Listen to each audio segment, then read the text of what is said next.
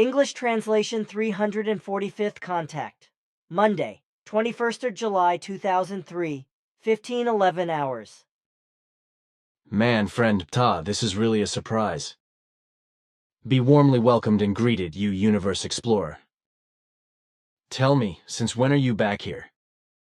Florina only told me today at noon that today someone will still drop by, but she said nothing about the fact that this would be you. Clearly it goes well with you, and you also appear to be contented.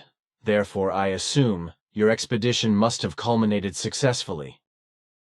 You are very pleased to see me, my friend. This applies, however, also on my part, and it particularly pleases me to see you well and in good health. You be greeted as well. Yes, your assumption is correct because my expedition was successful.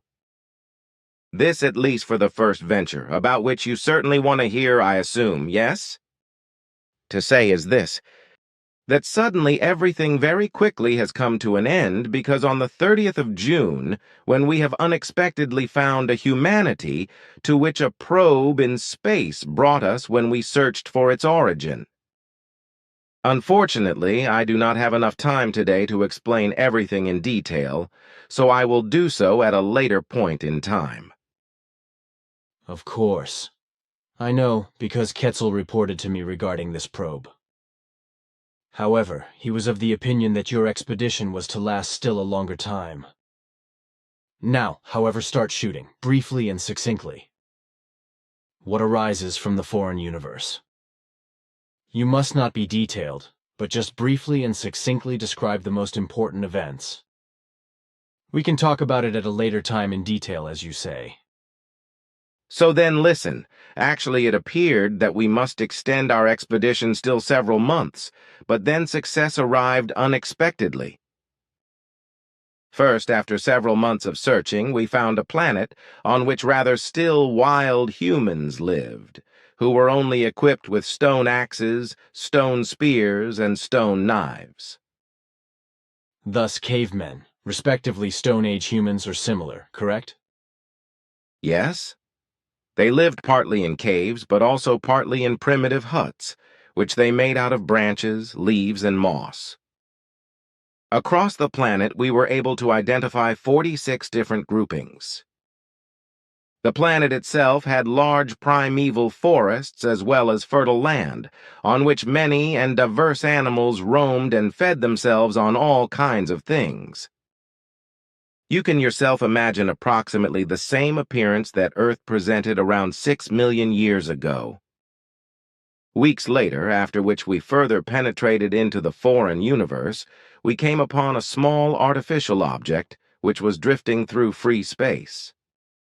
When we got hold of it, we established that it was a probe created by intelligent life forms, which certainly had served for the exploration of a planet, but however apparently was driven from its course and was thrown out into free space.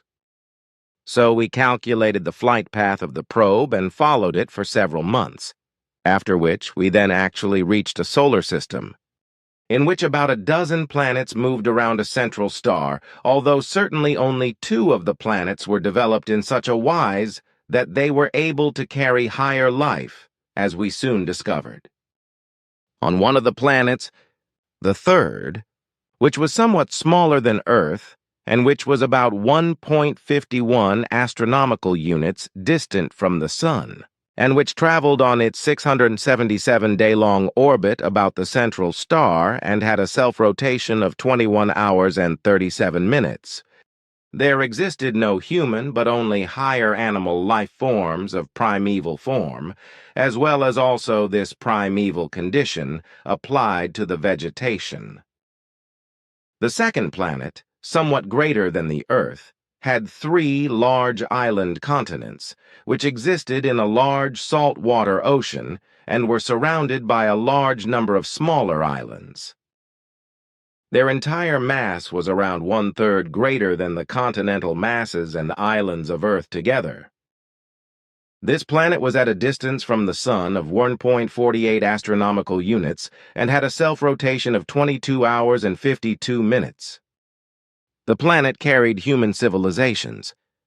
In fact, there were 3 different races, which consisted of diverse peoples, who were of white, green, and blue color, adding to a total number of around 498 million human beings.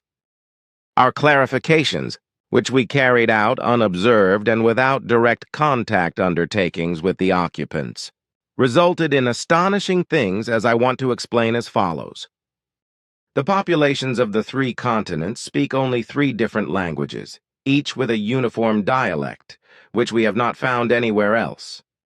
And although the 3 races work together in every respect, such as medically, scientifically, and technologically, etc., they do not mix with one another in the wise that there would exist marriage alliances between members of different races. All 3 races had the same culture, the same state of knowledge in all things, and a medical science, which, highly developed, registered only just minor sicknesses, so in this respect, they are far ahead of terrestrial medical and surgical science. There was nothing defined regarding religions and cults of any kind, because all 3 races do not recognize belief in any wise, but only a kind of universal philosophy, which is based on the fact that all life and existence arises from a higher power, which is simply called the might by them. This is quite reverently observed, respected, and honored. However, it is not worshipped and not venerated. The might constitutes for them all origin of life and all existence, which both comes to be, and again passes away and again comes to be. And a unity in a duality is taught. So the material and the might, which lives in the material, passes away and again comes to be, while the material dissolves and changes into other material forms. This is practically the reincarnation of the spirit form. The might would be then simply creation and at the same time the spirit form. It is so, just only with other terms, as well as also everything interpreted and understood by the occupants of the planet. Regarding these 3 races still is to say that they are absolutely peaceful, in fact, both from human to human, as well as however also among the races and their peoples themselves. Wars are foreign to them just as well as hate and criminality, and purely technologically viewed, they are at the position which prevailed with Earth humans in the year 1968. Astonishing. Then, these human beings are far ahead of Earthlings. However, how is it then with the form of government? Each people decides totally on all interests. Although a total representation of all 3 races exists, which is built in the form of an assembly of men and women, which as highest authority is to gain the required recognition of the will of the people. A little complicatedly expressed, my friend. If I correctly understand your words, then with these 3 races and their peoples, so to say, there exists a combined leadership, which consists of persons, respectively representatives, of all 3 races. This leadership personnel exists in the service of the people, respectively of all peoples, and executes their decision. Respectively, they are responsible for the fact that the will of the people, respectively, peoples is carried out.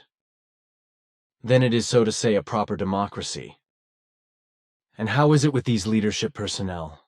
Do they have then also their own power of decision? Your interpretation corresponds to the sense of my words. The leadership personnel, which consists of 3 persons from all peoples, have only executing and advisory powers of the respective peoples, and they do not have their own possibility for decision. All leadership personnel are elevated to the standing of wise persons, whose duty it also is to work out all required necessities and present them to the people, who then decide about them. Incidentally, the 3 races and all their peoples do not know any party system, as is the case with the Earth humans. On the other hand, they have the manner of voting in the wise, as was the case since ancient times in Switzerland, in the manner of rural communities, in which the majority decision applied. The interests on which must be voted are announced first by the leadership personnel on the day of the vote, when the people assemble and have to deliver a for or against vote. So therefore no previous consultations are able to be made. Consequently, each citizen of each people, according to his or her own discretion and in accordance with his or her decision, has to make their own choice. Interesting. How is it then with the military, respectively the armed forces? Here, pure harmony and peace exists among all three races and all of their peoples for a little more than 208 planetary years, and no armed forces and no weapons industries for military purposes exist. And so what about the police? There is no such organization in the wise like on the earth. There are powers for order, but these form a law and order protection and security protection, which provides for the order and security of the population in relation to natural events, by which I mean natural events. The races and their peoples themselves live in an orderly manner, which has no one who has gotten very badly out of control of the good human nature, like this is the case with the peoples of the earth. So to speak, an ideal state? In certain respects, one can indeed speak of an ideal. What to me is still of interest, dear friend, is their technology of locomotion. Do they have also still such primitive airplanes and automobiles, etc., like we on Earth? This is certainly to be assumed, if they have the technological position, which we possessed in 1968, am I correct? Your assumption is not entirely correct, because certainly they have a similar technology of locomotion, but the drives are not sustained by explosion motors using benzene and diesel oil, but they are driven with synthetic substances. All three races and all of their peoples do not exploit the petroleum of the world. All necessary substances for all things are from plants of many kinds as well as produced synthetically. And the food? There exist large community gardens as well as joint farming holdings, like gardens and small farms, which however are also run by individual persons or small groups. And before you ask, there are economically useful animals kept and bred for work and for food purposes, though however any form of cruelty to animals is taboo. Flesh for food of humans is solely produced through breeding and slaughtering of certain animals. Fruits, vegetables, and flesh of many and diverse forms, as well as all other necessary food items and required products of other kinds are in abundance and plentiful. And from this follows that nowhere does famine exist. All bodies of waters and forests, meadows, fields, and marsh areas are healthy and completely intact. Chemical products are not laid down for the purposes of protection or growth of plants, but only substances, which in turn consist of natural products. Hunting for any wild game is taboo because game meat is likewise only produced through breeding. Like this also is the case with the flesh of fish, etc. Have you also established how old the humans get to be? Naturally, the average age of the humans of all three races is a uniform 128 years, and death as a rule is due to old age. So they are also much ahead of the Earthlings in this respect. But what happens to the deceased human beings? I mean, how are they laid to rest? Cremated or buried, etc.? The deceased are laid out upon a stone bed far away from residential areas in especially created for them. Individual, small, yet very stable stone houses, after which the entrance is closed with rocks and boulders. After that, the deceased are left to decompose. Do you mean by this something like a vault? Is it with the bereaved then also, as is usual on Earth, that they visit these tombs? No, this does not likewise belong to tradition, as well as also not the decoration of tombs with flowers, etc. Also, no inscriptions are displayed, and no ritual at all is indulged in at the burial. Among all races exists also no fear of dying and death. The whole thing is considered and honored as a natural and inevitable event. So should it also be with us.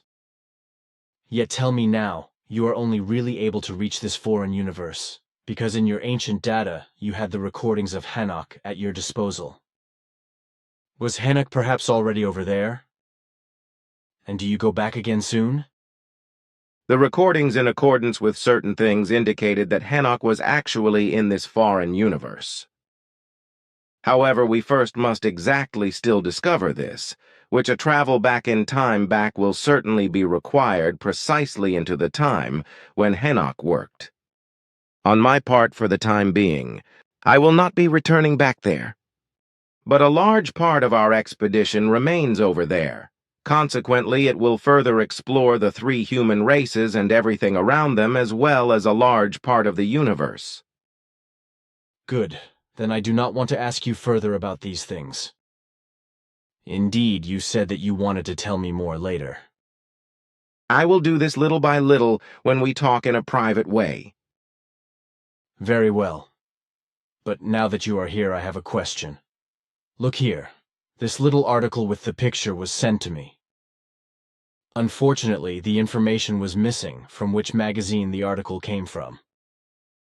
Anyway, I was asked if I knew what origin the bronze disc with the cosmic representation or the Pleiades was from. Do you know anything about it? We have two similar sky disks in our possession. One comes from ancient Greece and the other from the Sumerians. The object pictured here is probably from ancient Greece.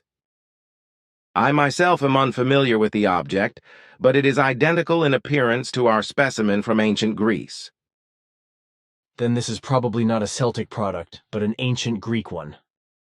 This will certainly be the case, because the Nordic races of former times had a considerable trade with the southern countries, so also with ancient Greece, but also with the Sumerians and Babylonians, the Egyptians, the Medes and Iranians, etc. But even before that, the Northerners were already trading with the Southerners, and trade was even going on as far as the Far East. But we do not know much about that, or nothing about it. But regarding the Medes and Iranians, those were areas in the Near East, no? And to my knowledge, Iran means land of the Aryans, or am I wrong? What you say is true. Then it is also true that Iran was known very early in the north, although first records of Iran do not exist until about 243 BC.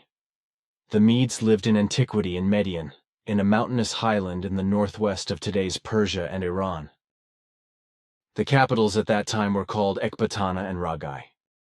The Medes migrated in the 9th century BC and formed a large state, which then expanded and was seized by Cyrus II in 550 BC. In the Achaemenid Empire, the Medes became the second nation after the Persians. But there was also the Great Media in the southern part of the country, which was founded after the death of Alexander the Great in 323 BC, which fell to the Parthian Empire, into which the northern part was also incorporated in the first year AD. Your knowledge is admirable. Thank you for the fruit. But the whole thing is really half as bad, because when I was in Persia and Iran for a long time, I was naturally interested in everything and anything that had to do with the country. I did the same in all the other 42 countries I visited and worked in all kinds of fields.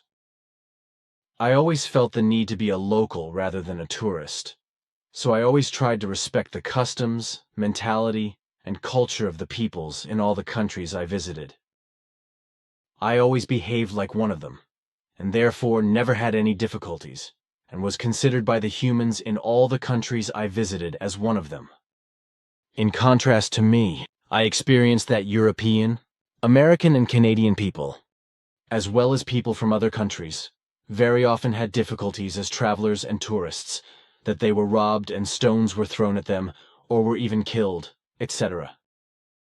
For certain necessities, you always dressed like the locals, cultivated their religion with them, and followed all their rules, as I know. Yes, I did, and not only because it was a necessity to be accepted, but primarily because I respected the humans, their customs, their religion and culture, and consequently identified with them. Therefore, I was also recognized as their equal, honored reverently, and treated accordingly. And therefore, it was also possible for me to get into areas and into houses, as well as into holy temples and mosques, as well as into family circles and groups of all kinds and places. As travelers, tourists, and journalists, etc., never could and probably never will be.